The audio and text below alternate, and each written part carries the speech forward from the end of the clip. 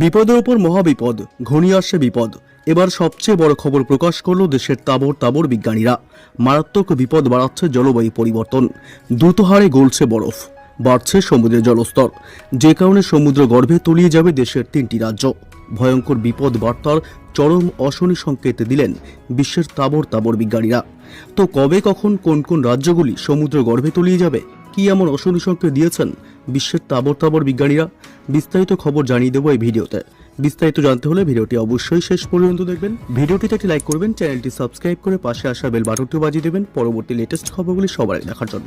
বিশ্ব উষ্ণায়নের প্রভাবে ক্রমশ বাড়ছে তাপমাত্রা।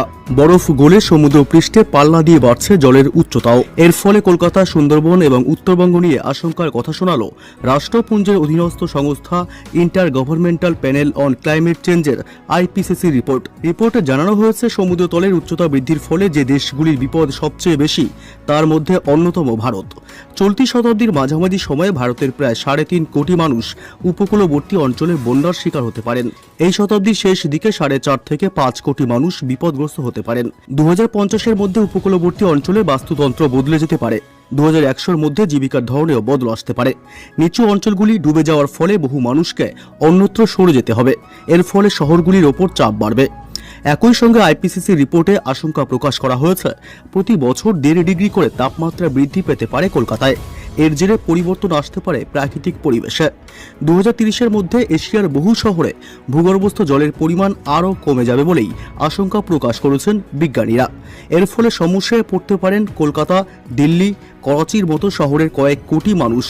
পাশাপাশি 2050 সালে কলকাতা শহর বসবাসের অযোগ্য হয়ে উঠতে পারে বলেই রিপোর্টে জানানো হয়েছে। কলকাতা সহ পশ্চিমবঙ্গের উপকূলবর্তী অঞ্চলগুলিতে ফের শক্তিশালী ঘূর্ণিঝড় হতে পারে বলেই মনে করছেন বিজ্ঞানীরা। জলবায়ুর অস্বাভাবিক পরিবর্তনের ফলে বিশ্বের বৃহত্তম বদ্বীপ সুন্দরবনের নিচু অঞ্চল ও ছোট দ্বীপগুলি জলের তলায় চলে যেতে পারে।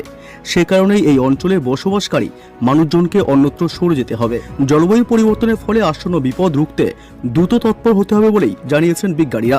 বিপদ সামাল দিতে আগামী 10 থেকে 15 বছর অত্যন্ত গুরুত্বপূর্ণ বলেই মনে করছেন বিজ্ঞানীরা। এই সময় পর্বে সবুজায়নের ওপর জোর দেওয়ার পাশাপাশি জলাশয়গুলিকে রক্ষা করতে হবে বলেই জানিয়েছেন বিজ্ঞানীরা।